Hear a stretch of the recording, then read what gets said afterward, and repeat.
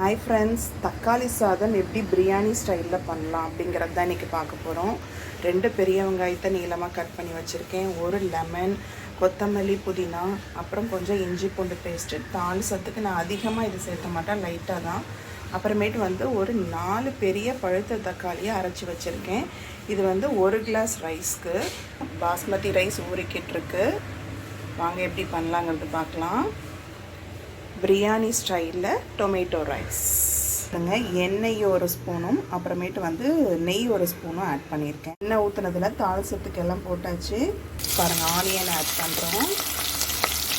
ரொம்ப கருக விட வேண்டாம், இன்னும் கொஞ்சம் வணங்கட்டும். பாருங்கள், நல்லா வணங்கிடுச்சு. இந்த ஸ்டேஜில் இஞ்சி பூண்டு பேஸ்ட்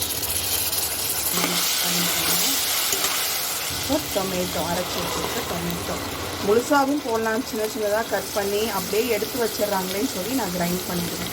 காரத்துக்கு கொஞ்சம் மிளகாத்தூள், லைட்டாக ஒரு சிட்டிகை மஞ்சள்தூள், 1/2 ஸ்பூன் கரம் மசாலா. இது எப்படி பண்ணுறதுங்கிறது இன்னொரு வீடியோ அப்புறம் போடுறேன். இது நாங்களே ப்ரிப்பேர் பண்ணது. நல்லா மிக்ஸ் பண்ணி விடுங்க. இப்போ கொத்தமல்லியும் புதினாவையும் ஆட் பண்ணிடுச்சு. எலுமிச்சப்பழம் 1 ஸ்பூன் கர்டும் ஆட் பண்ணியிருக்கேன். வேணும்னா ஆட் பண்ணிக்கலாம், இல்லைன்னா தேவையில்லை. நல்லா செமி சாலிடாக வந்துடுச்சு. இந்த ஸ்டேஜில் நம்ம ரைஸ் ஆட் பண்ணிக்கலாம்.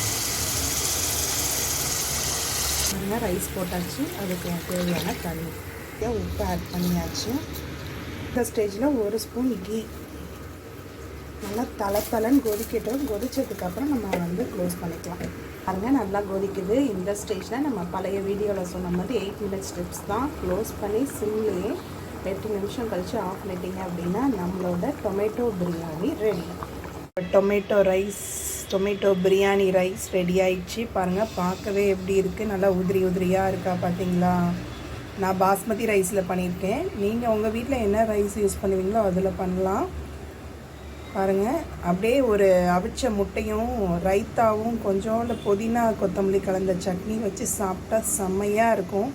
அதாவது வெஜ்ஜு தான், நான்வெஜ் சாப்பிட்ற டேஸ்ட் ஃபீல் இருக்கும். ஒரு காலிஃப்ளவர் சில்லியும் பொரிச்சா. நீங்களும் ட்ரை பண்ணி பாருங்கள் ஃப்ரெண்ட்ஸ். டொமேட்டோ ரைஸ் பிரியாணி ஸ்டைலில். Thank you, bye bye.